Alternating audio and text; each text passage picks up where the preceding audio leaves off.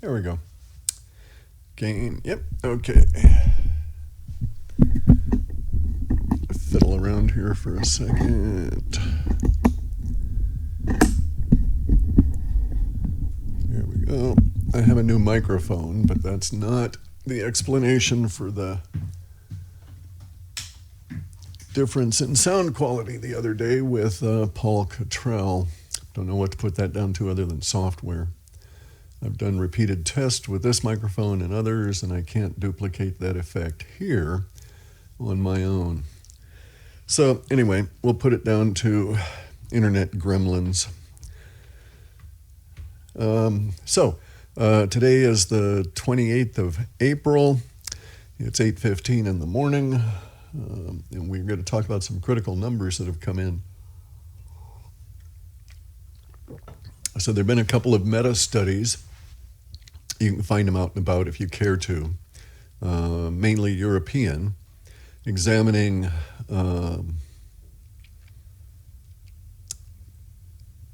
coronavirus patients' outcomes, but not treatment, but tests as they went, as they presented themselves to the hospital. So there's some things to note about all of these kinds of studies, right? This is just like the California study that said, the case fatality rate is real low. No, that study was so flawed. It was so flawed, it was gross. Those people were idiots. What they did was allow the study to be self-selecting, and then they presented an incentive for people to get tested if they thought they had it, thus boosting the number of people hugely that were going to present with it. So they increased the positives relative to the overall population. They distorted it by some unknown but quite massive amount. So the Stanford study is bogus and bullshit. They might as well have gone on down to the local homeless shelter and just have someone pull some numbers out of their ass for all the good it does. Anyway, though, we've got some decent numbers based on a meta-study. Now, a meta-study means that they look at facts and figures without involving themselves with the patients or the selection or any of that. So sometimes they'll examine how the patients came to be into a study. Usually a meta-study is done looking at other studies, across many other studies on the same subject, trying to reconcile or solidify numbers or understanding. Okay, so here we have a meta-study that is done out of actual clinical presentation data. That is to say, this meta-study came out, and there were two of them, and they both reflected the same information. One is European-based, and the other was, I think it was only England, but I'm not sure. It could have had other, because it was done through the WHO in terms of the collection of the data. I'm not sure if that data wasn't polluted. I'll have to go and look at it. However, the data sets were conclusive, and so far as what they were saying, it was rather obvious on the face of it. All right, now in these clinical presentation studies, the metadata, what they did was to look at the data that was analyzed, or all of the tests that were taken of people presenting themselves to hospitals for treatment with coronavirus. Now, there's something to know about that. As we went forward into this episode of global health crises and the horrific reports came out, it became increasingly, or there was an incentive to not present yourself to the hospital because that was a bad outcome. And a lot of people knew this in advance. So people delayed going to the hospital, and so they would become quite severe when they presented themselves. And a whole lot of people died without ever going to the hospital because they waited too long. Not that the outcome would have been different had they gone to the hospital for those individuals, and we can get into why that's the case in a bit. But so we're looking at a self-selecting group, but this set of clinical data, insofar as the self-selection was driven not by an incentive to get a work permit, so to speak, a go back to work process, like in the Stanford study, but actually to obtain relief from the symptoms you were suffering, all right? And so these were people that were ill. They presented themselves at hospitals, so by definition, they're not mild. They're not in that mild case. Now, there were some. The number of mild cases relative to the total population within this study is very small. So if we took this study and projected it the way the Stanford study, if we just took this one and projected it out onto the population, we would say that 70% of everybody that gets the disease will have an extremely severe case, and of that 70%, over half of them will die. And 30% will have a mild case, and some of them will go into severe. So, so it's how you get the data and how you project it out. So if we only took clinical hospital data, those people presenting themselves to the hospital with this, and then projected it out to the total population, we'd be looking at an entirely different picture. But in any event, here's the picture that emerged from what happened here. It turns out there are some critical numbers, and these critical numbers were extracted from the data. They stand out in a huge, it's like there's a giant spotlight on them, and there's some people down there waving red flags like they're going to land giant airplanes, okay? Just showing you these critical numbers that say, if you do this, you won't have this, right? You won't get the disease, because it turns out there are indeed indicators that say that people are para-immune. They just don't get it. And these two indicators are vitamin D and vitamin C. All right, I put the numbers up here and I'll go through and explain them, and then we'll go into some other stuff that is tangentially related to the whole mess. So the thing to know here is that we're dealing with actual numbers extracted from blood work. And these are the numbers that the doctors dealt with when they found people presenting themselves in hospitals all over Europe. And I've had to normalize a bunch of numbers, okay? So for instance, some medical institutions still do blood assays for vitamin D in nanomoles per deciliter. And those had to be normalized to nanograms per milliliter. And we've had to do some, but nothing was lost in this translation of units. Same thing with the vitamin C. And it turns out there's an intimate relationship between vitamin D and vitamin C insofar as our current coronavirus episode. There's an intimate relationship to a linked relationship to health. As we know from those people that supplement with vitamin C and vitamin D, you feel better, you don't get ill as often. Well, here's proof of it. Turns out, of all of the people, and I think there were, I have to do a quick calculation here, there were 3 groups comprising a total of 1,100 people in the 2 studies. And what we end up with is a sure indicator, even though that's, basically 1,100 people, but split over 3 studies, so say 387 people per study at a maximum population or maximum universe is still small relative to the total population of the planet and humans. However, it's much better than 12 people, right? And so what we find is that given the severity of the disease, right, those people that presented themselves, what do we have happening here? Hang on. Okay, those people that presented themselves to the hospital, and the severity either of at the time of presentation or the severity of the progression of their disease in the hospital. So in both of those metrics. So if they were feeling bad, if they were, say that you took the little hospital chart where it's a little happy face all the way up to a sad face, and it's a 1 to 10. So if they were presented themselves at a 6 initially, they would show up within this category. But if they presented themselves at a 6 and then later on they were at an 8, they would show up in this category. And then if they were at 10, and then if they passed from the disease, they would show up down here. So that you've got severity of the progression of the severity as well as the presentation severity. So both of those were included in this extract of the severity issue. And so, without regard to anything, just examining the severity of presentation, there's a 100% correlation. And they're saying it's not causal or any of that. We can just let that aside. 100% correlation between vitamin C and vitamin D levels and the severity. All right? And the cross correlations were rather interesting. So first, let's just get to the big numbers. Anybody that had 40 nanograms per milliliter or greater never presented, was never seen. Let me get a marker here. A couple of these things.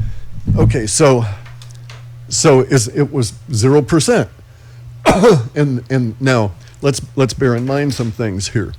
The mainstream medicine, right? MSM used to think that anything over 20 nanograms per milliliter was toxic levels of vitamin D. And then they gradually got to the point where they accepted that 30 nanograms per milliliter is normal. All right, normal, not optimal, just normal. And so that was their assumption as to what the normal barrier was, the boundary down here. And what they discovered was everybody that presented to them, almost all of them, so 96% of the people that presented themselves with the disease at the hospital fell within the category of normal vitamin D levels or deficient. All right? But nobody with what the allopaths consider to be abnormal vitamin D levels presented, ever. So that means that nobody with 40 nanograms per milliliter of vitamin D is ever going to get, or is getting this disease. You can't say they're not ever going to get it, but basically they are not at this point showing up at any hospital. Ergo, the instant conclusion is if you can raise your vitamin D level to this right here, absent and disregarding almost all other criteria, it would seem that that would be a pretty good indicator you won't get the disease at any level of severity. So you had zero severity, zero presentation at that level or higher. And they actually consider people at that level to be at risk now of vitamin D toxicity. My level right at the moment is 70 nanograms or higher. Okay, so I'm up here at 70. At 64 nanograms of vitamin D per milliliter, you find lifeguards.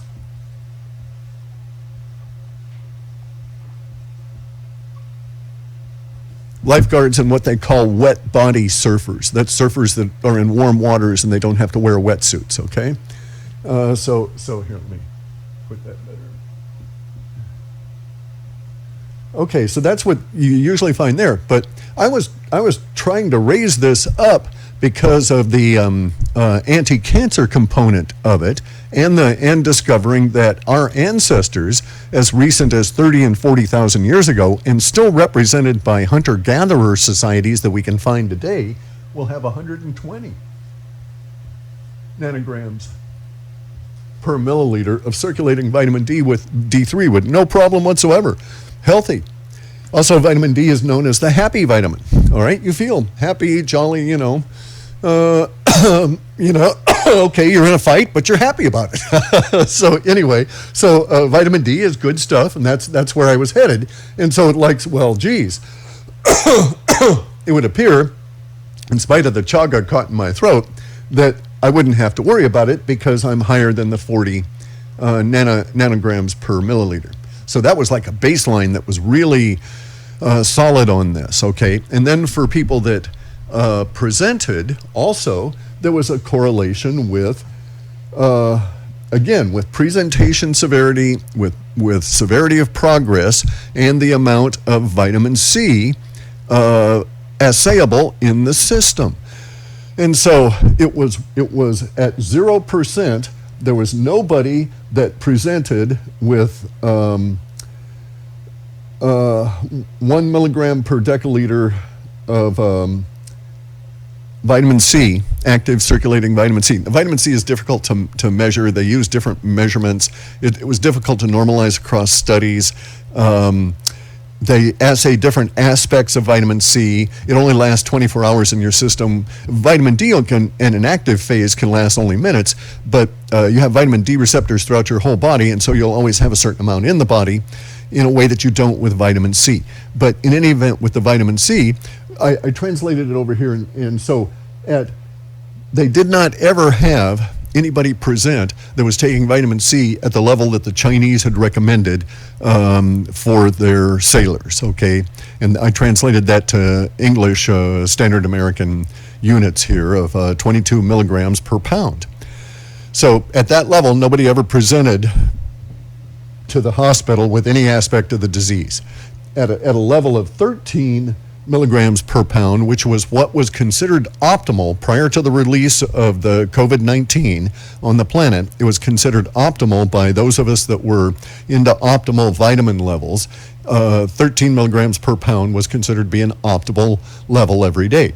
And that was in the rare category, where they had one or two people that presented at that level, but they never, these guys here, in both cases, never progressed in severity. They stopped just with presentation at the hospital. Whatever initial treatment they received. They didn't return. They didn't have a bad outcome. So these categories right here, above what is considered normal for these vitamins, show as a critical number for extremely good outcome, right?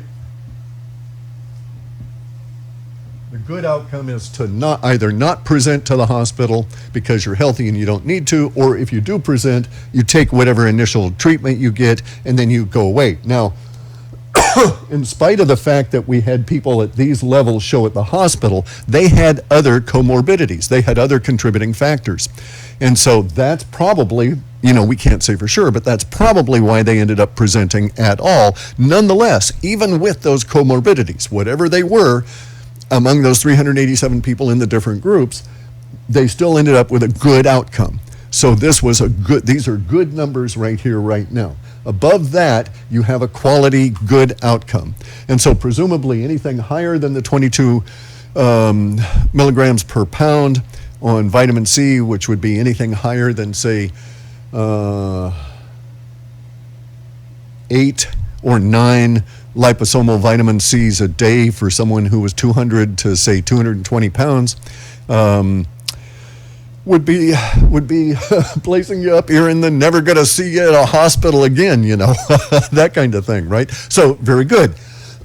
This is what they consider to be normal, and everybody that presented to them in the hospital and all of the people that presented at the most extreme risk, which was 92% of everybody that presented, had a combination of subnormal vitamin C circulating and subnormal vitamin D circulating. Some of these people were deficient down to the point where they were near rickets levels.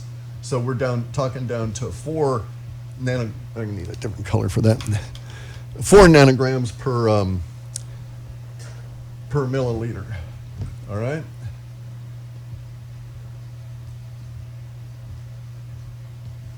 And also in vitamin C levels over here, it was just abysmally low, where we're talking not something, not 6 milligrams per deciliter. I mean, way down there. And so, but in either case, so it was predictable from an actuarial viewpoint that as your numbers of vitamin C and vitamin D were deficient and proceeded towards deficiency, so your odds of ending up in the nasty outcome group exponentially or rose in concert. So they're inverse relationship or direct relationship. Bad numbers in vitamin C, bad numbers in vitamin D equals bad numbers from the COVID, from the disease, from the bioweapon. So interesting, factual, current, not likely to change in conclusion, although the numbers are likely to change in terms of the numbers of people being assayed going into the various hospitals, and the reporting of the numbers coming out will be much, much greater now that we're getting further into this. More hospitals will have the time to collate the numbers and put them out there to where other people can get at them, start aggregating them, do the cross-referencing, and start coming up with some of this stuff. So it was very illuminating. It was nice to wake up this morning and see this, to be able to go and look at some of the conclusions that the French and the, I think they were Czech Republic researchers had done on the one study. Now, and they were of the, so the Czech and the, I think it was French and Czech. Anyway, but they were of the opinion that we won't ever see surfers or lifeguards. They'll just never ever show up, because they're at a threshold so high at 64 nanograms per milliliter circulating, because they're out in the sun all day, that they that the virus is just not capable of getting at them. And this a lot of this makes sense, okay, because vitamin D and vitamin C are related to the accessibility of the ACE2 receptor. The vitamin D pathways are in every cell. They bind in every cell. They, in many cases, prevent other things from binding in terms of viruses. And that's why they're basically an antiviral. And vitamin D is also used as, well, also vitamin C are used as anti-cancer treatments in and of themselves now to great effect. So anyway, this was the takeaway, and it's very good news indeed. It means we spend more time out in the sun and get as much sun as you need to maintain your vitamin D levels way up. You can get tests, so you can go and get blood tests and just pay for it and find out what your levels are. That's how I found out mine was at 70. And I was trying to raise it up. And it was actually that level in that last meeting with the oncologist that had the guy freaking out. He was quite convinced, out of his abysmal ignorance of these things, that I was going to keel over dead of vitamin D toxicity within mere hours, if not, or mere days, if not hours. So he just, he didn't have a clue. But he knew he was of the opinion that normal was down here. And that really freaked me out. So anyway, I had to fire him. Couldn't deal with that guy. All right, so let's see, there was that.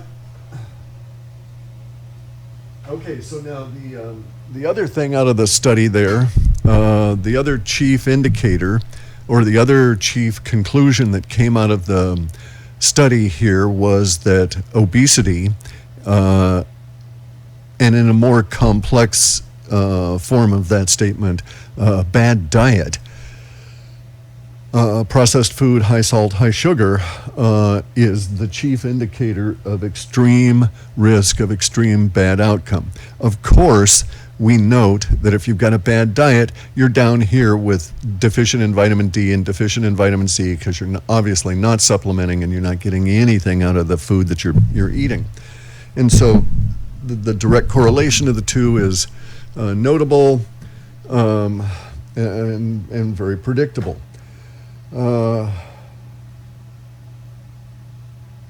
Again, the correlations are it's not ironic. It's it's like slap you in the face obvious that if we have this situation here where vitamin C and vitamin D are not being consumed in your regular diet, and you become deficient, then you end up down in this category. And guess what happens? They put us all into quarantine, and you can't get at your junk foods anymore. You don't have people in the restaurant business feeding you the seed oils, everything saturated with salt, et cetera, et cetera. You're forced to rely on eating at home, even though you may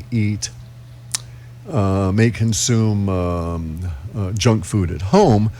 At some point, you have to transition into something closer to real food. You start cooking more for yourself because you're bored. You eat a higher quality of food. You get more vitamins. You're less at risk. You get healthier, blah, blah, blah. It starts, so there's a combination of a dampening effect all around. Not only, so a contributory effect from the shelter at home is that people are going to end up eating better, whether it's initially or not.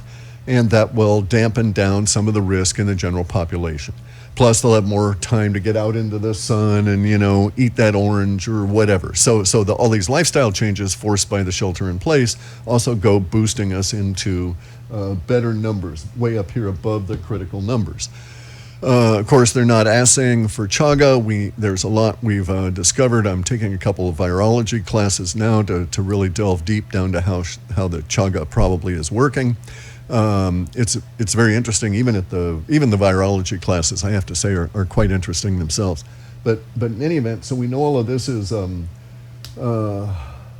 in play at various different levels all the way around. So if indeed we're sheltering in place and we eat better because of that, up to the point that we can't get the junk foods, and so we all have to concentrate on real food, and all the junk food starts waning itself out of the diet, then we get a rising tide of healthier people due to eating better, and then all of a sudden we have supply chain disruptions, and we're worried about that, so we have to grow food ourselves locally, which boosts the percentage of the population that have a much richer diet with minerals, et cetera, which makes that level of our population that much healthier and raises us all up over these, quote, normal levels. In general, the shelter at home and the destruction of the disparate, long global supply chains is, in general, a good thing, right? It's a bad thing for all of us to have to go through because of the disruptions, the changes, et cetera, the adjustment, and so on. But at an individual level and at a collective level for health, it is better in a long-run, sustainable fashion, especially going now into the Ice Age. And so I'm going to go ahead and take this off. So let me back up. And if you wanted to get a screenshot, you can go ahead. I don't know that you would want to. The tests are out. You can see a number of people reporting on them. So anyway, let me get this out of here.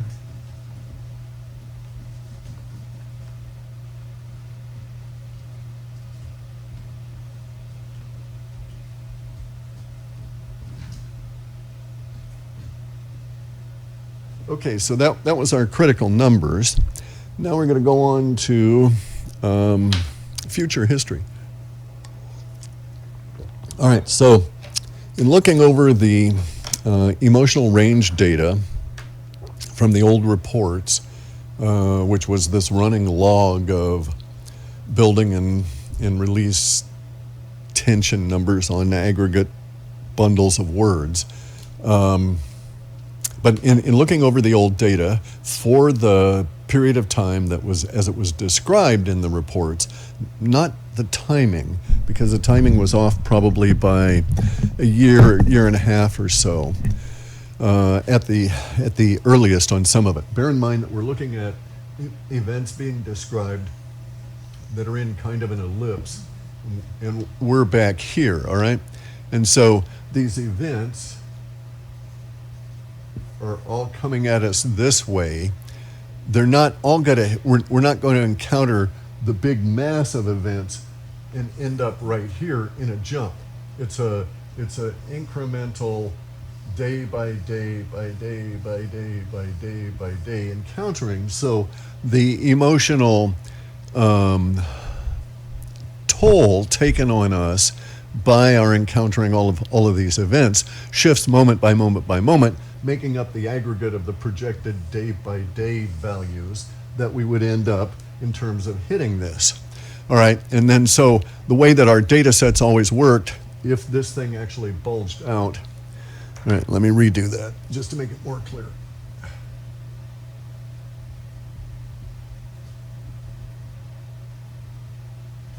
Okay, so we're right here, and we'll consider this as our current now. What I call the ever-present now. Okay, and so we're right here, and our future can be thought of as a cone that stretches off ahead of us, into which all kinds of events are going to fit. And we can think of those events as approaching us as kind of like a bulging out kind of a shape, all right? Now, the way that our data sets work, I was not able to ever predict how it would look on the backside of any big bulge. So conceptually trying to get this across, very difficult. But so the events, for instance, could cause emotional ripples that would end up looking like that. And there would be no way for me to be able to predict based on the way in which our data went. All I would get is a generalized sectional analysis that projected out the intersection of these guys there, the intersection of these elements as they encountered our projected cone of the future. Yeah. Hang on. So this is basically what we would get in terms of numeric values, right? And these would be release tension, and these would be building tension. And it didn't matter, it was just the way I labeled these things numerically. This would be the mass of the words that describe the events that we would be going through that would present these intersectional numbers.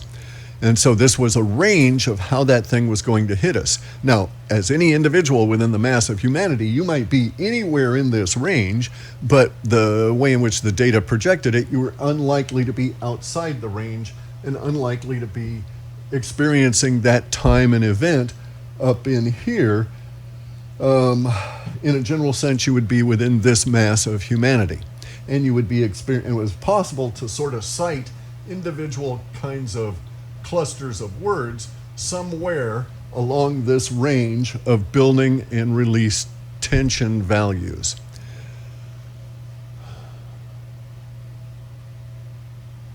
Clear? Clear as mud? Okay, so the descriptions were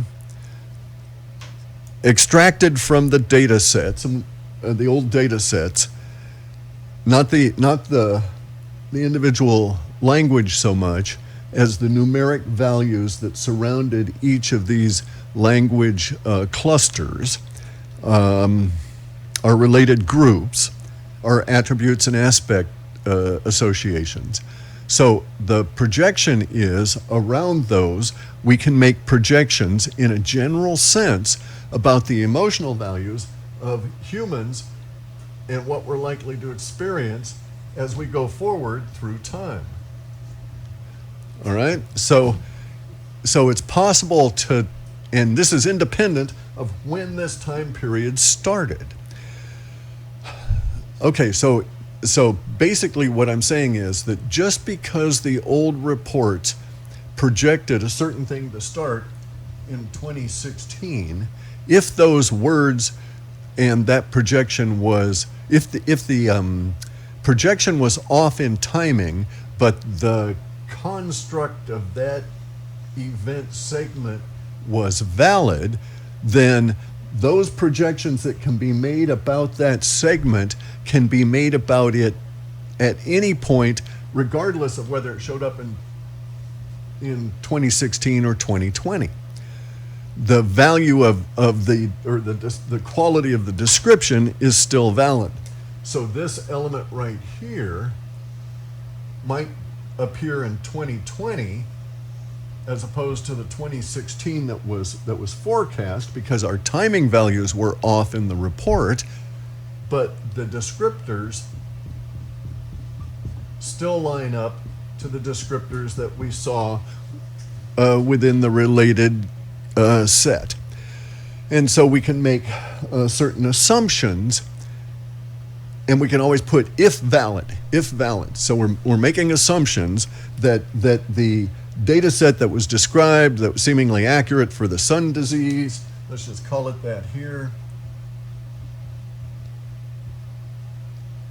which we now translate to this, is able to be projected onto time, and we can just eliminate the 2016 as the starting point for it and say, oh, okay, it actually started off in late 2019 in China, but for the rest of the world was basically a 2020 event.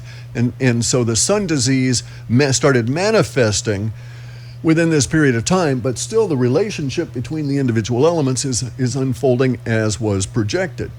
And so it's like, oh, okay, we have a number of things that we can fall back on that validate that the set is still manifesting. So, for instance, we've had hits on, you know, vitamin health and old style traditional Chinese medicine working and so on and so on, and the way it was going to pop off. So we've had a number of these elements show up, which indeed have been manifesting in reality as had been forecast.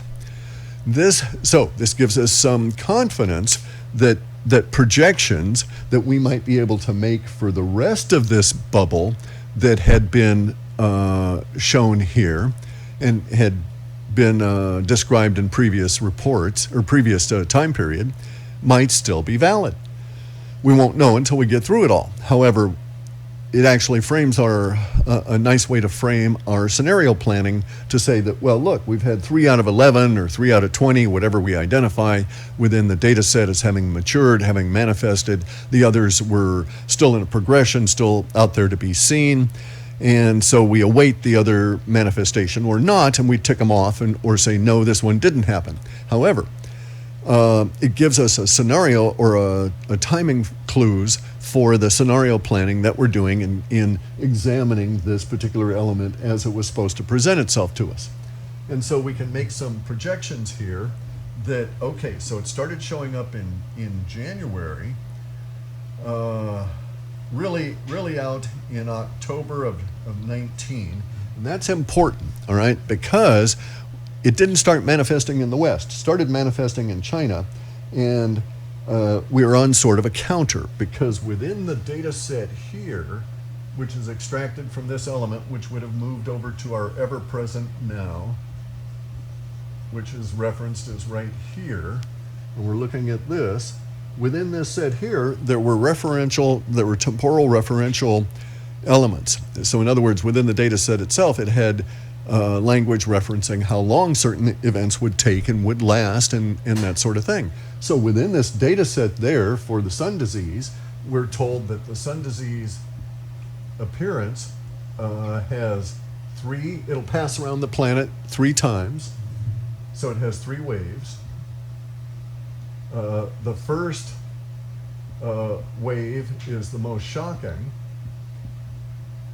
but it's actually the least in terms of potential impact and damage. So it was not to be the most nasty or whatever. And that's why it's worth fighting to get people to pay attention to derail some of these projected reactions to this forecast information, which is all we're doing, right? We're just sort of monkeying about with time and how humans were forecast to react to certain events. The events need not happen if we sort of like suck the energy out of it ahead of time by altering things, right? In other words, you need not see a train derailed if you see a spike on the track and you're able to flip the spike out of the way before the train gets there. You can alter the future. And in that sense, you might alter the future for everybody that was on the train and for everybody in the nearby town, because those giant tanks of chlorine dioxide would not break open and gas them all to death.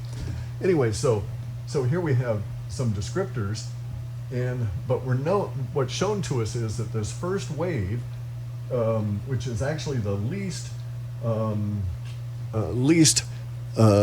damaging through mortality, is going to last for 12 months. So we've got 1 year, and it's the second half of that year that is the really terrible part. So the first 6 months are not as bad as the second 6 months. And so this is the area that we want to concern ourselves with, because that's still ahead of us. We're still within the first 6 months of this event. Now, we're going to start calculating this, though, from the time that the event came into generalized or could have been perceived by large numbers of people to start generating the emotional boundary numbers, all right? So China's a big place, so we're going to take the event as having begun from when the emotions started overwhelming people in China, which really was over here in December of 19. But for our purposes, that's so close, we might as well just say January is our incept date for the whole big thing rolling out, which means that what we're looking at is that this first wave issue here, we're going to have to be concerned from June onward, because it'll get really bad from June onward. Now, it's not necessarily the way that these things work an increase in the number of people that are ill. It's not necessarily an increase in the number of people that are dying from it or any of those kind of elements, right? It could be that the things that make this emotionally worse, and this is what we're talking about, is release emotions. Okay, so this is release emotions. And the value of the release emotions is rising, which basically means you're screaming louder kind of thing. So the release emotions are rising, but in this case, that's a net negative effect because the release emotions relative to this event are below our median line. And so, boy, this gets complicated, all right? So basically, as we go forward from the solstice, all right, so let's just pick that it's going to be the 20th onward, and it's probably closer to the very end of June, 29th, 30th of June, something like that, is where we'll really start seeing the language pick up because of the gaps, the separations within these subsets as we go forward. In any event, though, so from there till the end of the year, it's going to get real rough. Now, it may be that it's the supply chain breakdown really hits us from July 1 forward, right? So let's make this the end of June right here. And so that'll mark us another clear boundary. Somewhere in those last 10 days of June, there'll be some kind of a hard boundary that will go across the same way we had a hard boundary where we had pre-knowledge, where you're walking along in your world, everything's normal, and all of a sudden you become aware of the disease having been released. Whether you know it's a bioweapon or not, doesn't matter. You know that the world changed at that point. The novel disease, all of a sudden it's flooding into your information. There's new emotions showing up. Everybody around you has knowledge of this, and then you look all around and your world has changed and is changing. So that kind of shit is going to happen again sometime in the last 10 days of June, more or less, right? You may not become aware of it until July, because maybe your world actually changed in March when you were locked down because you had your head off in some, video game or something else, making money or whatever the hell, and you weren't paying attention, and all of a sudden, boom, lockdown. Okay, so it depends on how you encounter it as to how you're going to experience this one as well. In this case, though, the projection is going to be that it's going to be globe affecting again, that it's going to occupy us continually through to the end of January of next year, sometime in here.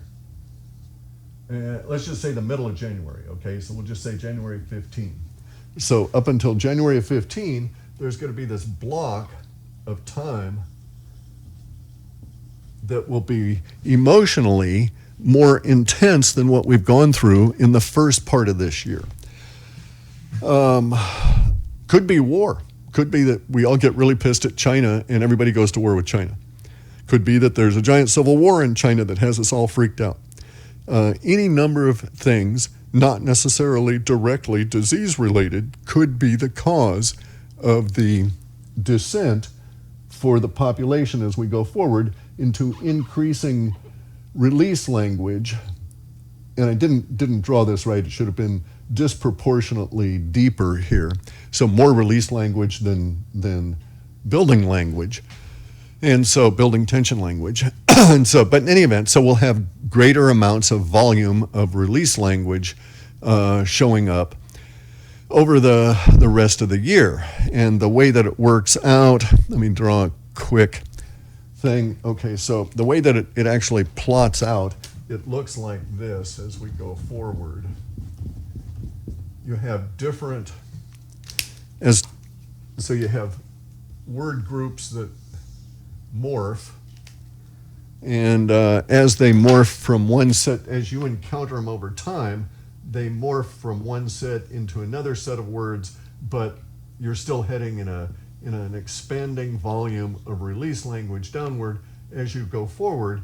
And so until we get past this area right here, some point out in the future, which is 3 years out, relative to that forecast back in the old reports when we had the data sets running, which had originally pegged it in 2016, thus would have been 3 years out to 2019. It's actually 2020, so we're out to 2020. It's the beginning of 2024. So this is 3 years right here that it's going to take us to get through this lopsided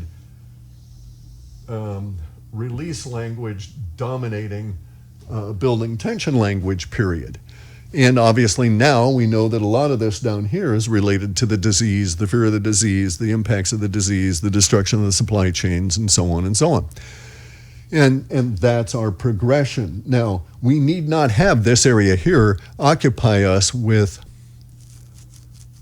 disease if we make decisions, change our vitamin C and our vitamin D levels across our nation, have the social order pivot right away and start getting everybody shouting at everybody else, take vitamin C, take vitamin D, blah, blah, blah. We can change the actual narrative that's going on in here. Now, we'll still have release language that we're going to have to live through in the sense we're going to still have to deal with the supply chains and so on. But after we get past this point right out here, we can change the shape of it and alter the building language again very rapidly, changing our projection through time, because this out here is not able to be assayed the way that this was. So we could actually come out to this point here, have it rise very rapidly, like that sort of a triangle, right? Sort of a sail, and head on up here into building language to compensate for and overcome the problems that were created in this period down here. This is totally unknown. It's up to us to decide how to do that, but our data did project that we've got to go out this 3-year period of time before we get beyond this. Now, within that 3-year period of time, there will come out those things that are going to cause this line to alter or to shape it and cause this next bubble of impact of events to take shape as we're going from one to the next to the next. All we have is a projection out to these 3 years. We know some things, some other projections, Ice Age and a few other things, but these are so vague or not vague, they're so broad and broadly applicable that we don't know how we're going to relate to them and whether it's a positive release language like, hey, hooray, hooray, let's party, we got through it, or a negative release language like, oh, damn, Sam's dead, that kind of thing, right? So, anyway, so this is what we've got. At this point, I'm most focused on the June through January period. The things we can do now can set us up for June, just like the things we did in January set us up for what happened in March, so we can get our gardens going. We can really concentrate on continuing good health practices that take us out of the risk category and get us back towards basically the caveman approach, right? Get our vitamins and minerals and stuff up to those levels, and the bioweapon cannot apparently impact you at all. So very good news. I mean, they saw nobody with 40 nanograms per milliliter or higher of vitamin D. And consequently, they saw no one who was effectively also supplementing with vitamin C. Because usually the people that are going to supplement with vitamin C or vitamin D to sufficient levels to achieve the step out of normality defined by mainstream medicine are going to be so healthy that they're also doing the other. You just don't see people take vitamin C and no other vitamin as a rule. So anyway, all good news. We're preparing for this next round. It eases up on us as we go forward from there because our data sets projected that rather than flattening down or something, so the building language of those sets could have just dropped down to nothing here. It could have all gone down this way. Instead, we see that gradually over these next 3 years, we're getting to a point where the building tension language in a positive fashion was rising and was starting to dominate, to equal and dominate the negative release language. You can see why I never charted this shit. People it's very difficult to understand because you got so many different axes going on and elements involved.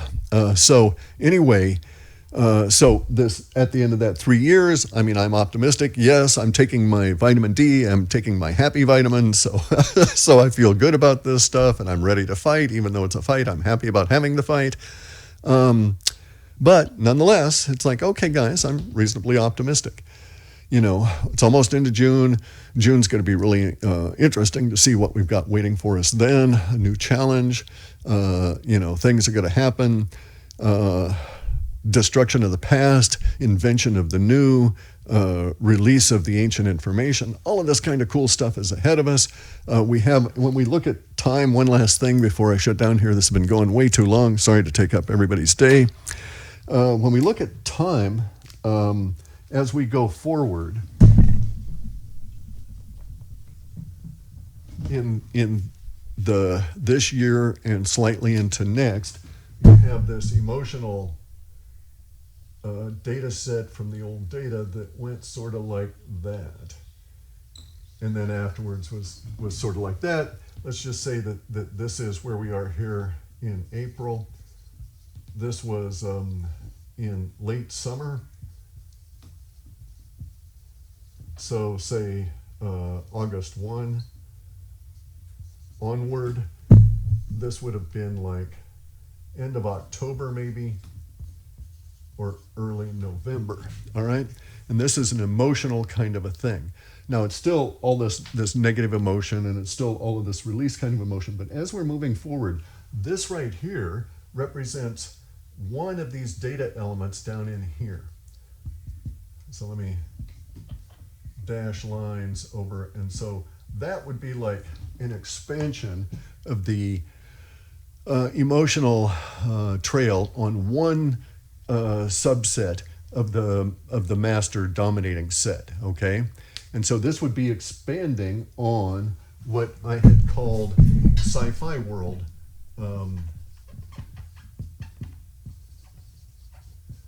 And in this case, what we're looking at here is reverse engineered tech and real ancient